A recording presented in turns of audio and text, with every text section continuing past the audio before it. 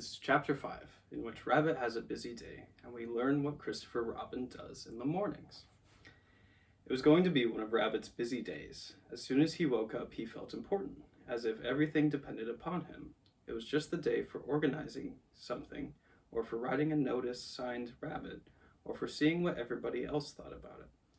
It was a perfect morning for hurrying around to Pooh and saying, "Very well then, I'll tell Piglet," and then going to Piglet and saying, "Pooh thinks, but perhaps I'd better see Owl first." It was a captainish sort of day, when everybody said, "Yes, Rabbit," and "No, Rabbit," and waited until he had told them. He came out of his house and sniffed the warm spring morning as he wondered what he would do. Kanga's house was nearest, and at Kanga's house was Roo, who said, "Yes, Rabbit," and "No, Rabbit," almost better than anybody else in the forest. But there was another animal there nowadays, the strange and bouncy Tigger, and he was the sort of Tigger who was always in front when you were showing him the way anywhere, and was generally out of sight when at last you came to the place and said proudly, "Here we are." "No, not Kangas," said Rabbit thoughtfully to himself as he curled his whiskers in the sun, and, to make quite sure that he wasn't going there, he turned to the left and trotted off in the other direction, which was the way to Christopher Robin's house. "After all," said Rabbit to himself, "Christopher Robin depends on me. He's fond of Pooh and Piglet and Eeyore, and so am I, but they haven't any brain not to notice, and he respects Owl, because you can't help respecting anybody who can spell Tuesday, even if he doesn't spell it right.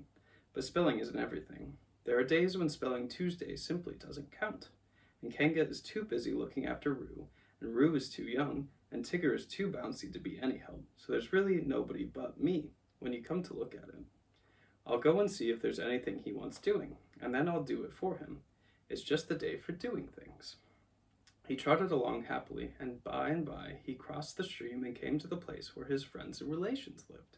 There seemed to be even more of them about than usual this morning, and having nodded to a hedgehog or two with whom he was too busy to shake hands, and having said, good morning, importantly to some of the others, and "Ah, there you are," kindly to the smaller ones, he waved a paw at them over his shoulder and was gone, leaving such an air of excitement, and I don't know what behind him, that several members of the Beetle family, including Henry Rush, made their way at once to the 100-acre wood and began climbing trees, in the hope of getting to the top before it happened, whatever it was, so that they might see it properly. Rabbit hurried on by the edge of the 100-acre wood, feeling more important every minute, and soon he came to the tree where Christopher Robin lived. He knocked at the door and he called out once or twice, and then he walked back a little way and put his paw up to keep the sun out, and called to the top of the tree, and then he turned all round and shouted, "Hello!" and "I say, it's Rabbit!" But nothing happened.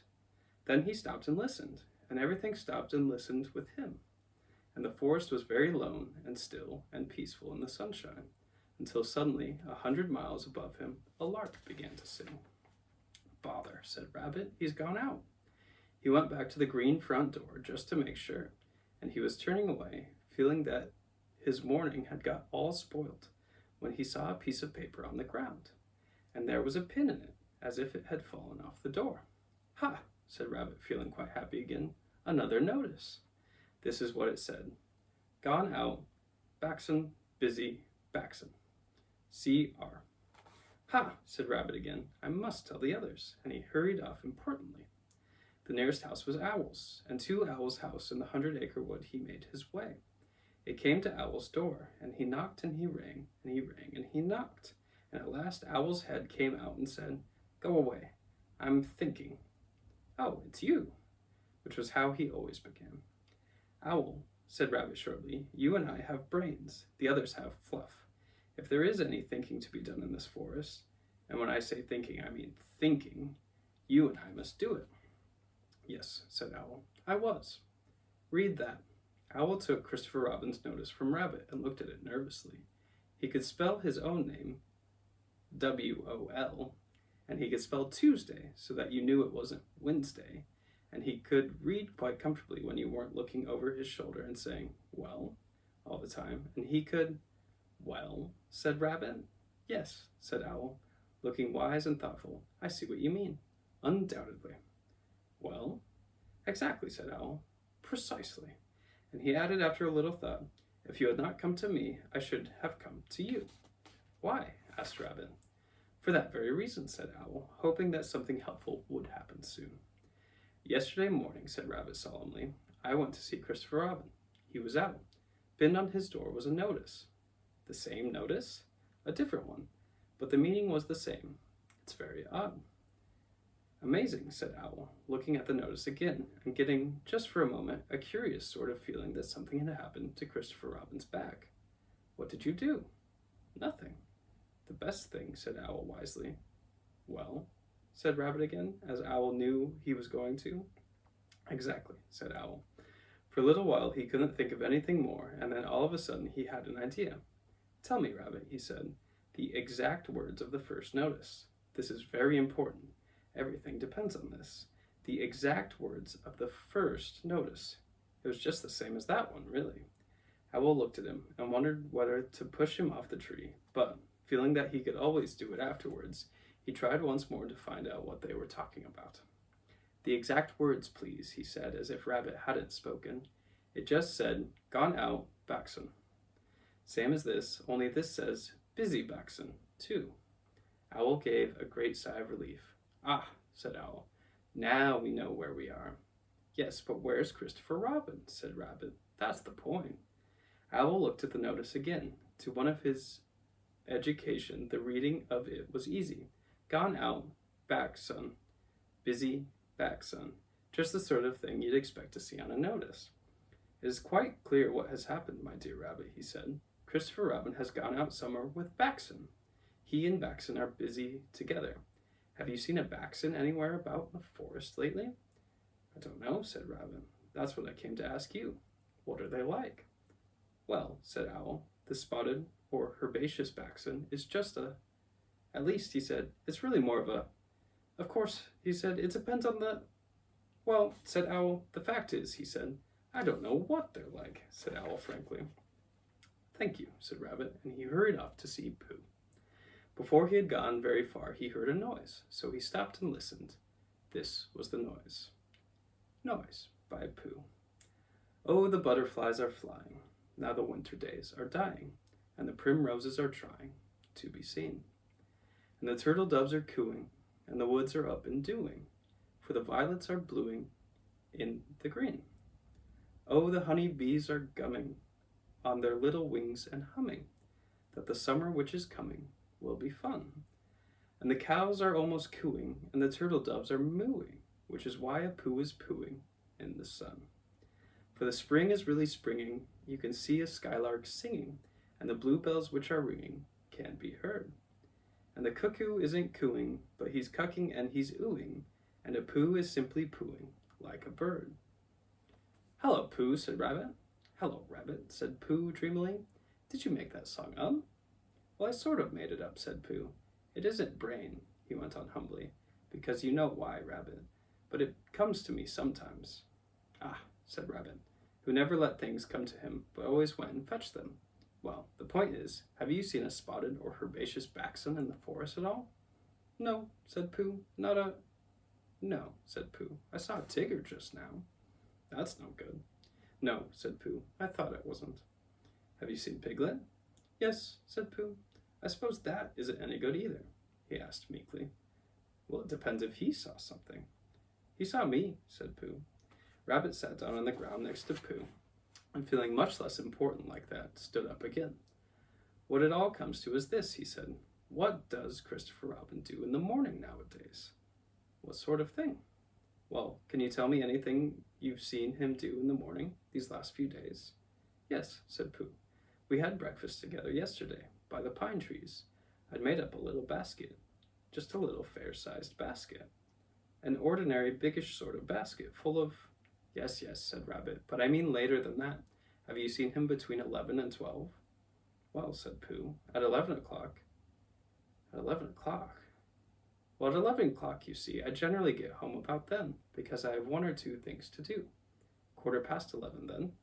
Well, said Pooh. 1/2? Yes, said Pooh, at 1/2, or perhaps later, I might see him. And now that he did think of it, he began to remember that he hadn't seen Christopher Robin about so much lately. Not in the mornings. Afternoons, yes. Evenings, yes. Before breakfast, yes.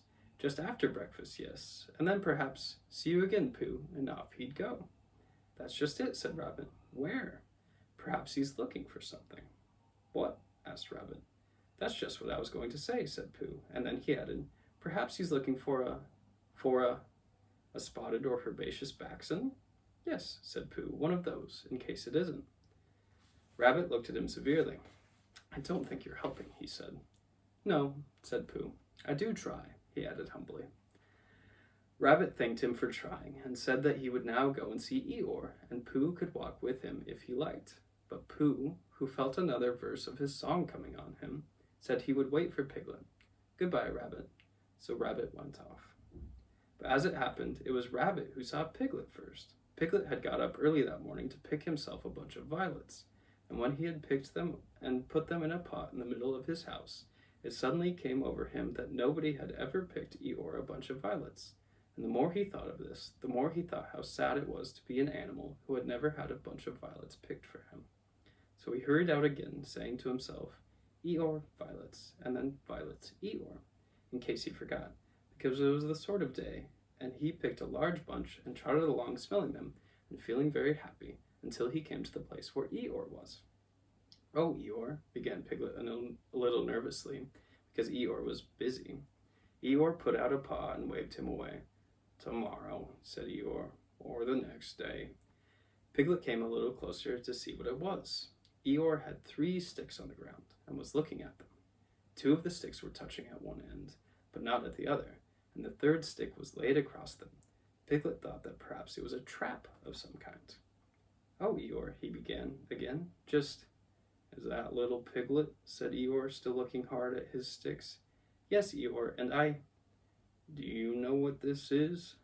No, said Piglet. It's an A. Oh, said Piglet. Not O, A, said Eeyore severely. Can't you hear?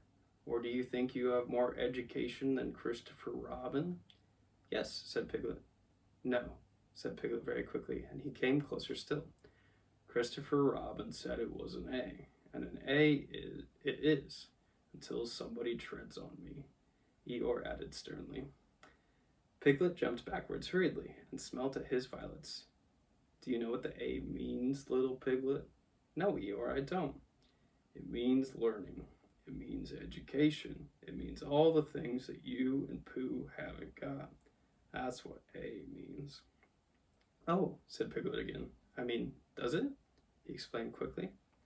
I'm telling you, people come and go in this forest and they say, it's only Eeyore, so it doesn't count. They walk to and fro saying, ha ha, but do they know anything about A? They don't. It's just 3 sticks to them. But to the educated, mark this, little Piglet, to the educated, not meaning Poohs and Piglets, it's a great and glorious A. Not, he added, just something that anybody can come and breathe on. Piglet stepped back nervously and looked around for help. Here's Rabbit, he said gladly. Hello, Rabbit. Rabbit came up importantly, nodded to Piglet, and said, Ah, Eeyore, in the voice of one who would be saying goodbye in about 2 more minutes. There's just one thing I wanted to ask you, Eeyore. What happens to Christopher Robin in the mornings nowadays? What's this that I'm looking at, said Eeyore, still looking at him. 3 sticks, said Rabbit promptly. You see, said Eeyore to Piglet. He turned to Rabbit. I will now answer your question, he said solemnly. Thank you, said Rabbit. What does Christopher Robin do in the mornings? He learns. He becomes educated. He instigates. I think that is the word he mentioned, but I may be referring to something else. He instigates knowledge. In my small way, I also, if I have the word right, am doing what he does. That, for instance, is an A, said Rabbit, but not a very good one. Well, I must get back and tell the others.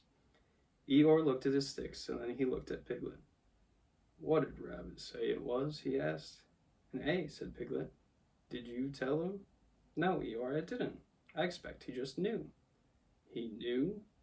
You mean this A thing is a thing Rabbit knew? Yes, Eeyore. He's clever, Rabbit is. clever, said Eeyore scornfully, putting a foot heavily on his 3 sticks. Education, said Eeyore bitterly, jumping on his 6 sticks. What is learning? Asked Eeyore as he kicked his 12 sticks into the air. A thing Rabbit knows. Ha! I think, began Piglet nervously. Don't, said Eeyore. I think violets are rather nice, said Piglet, and he laid his bunch in front of Eeyore and scampered off.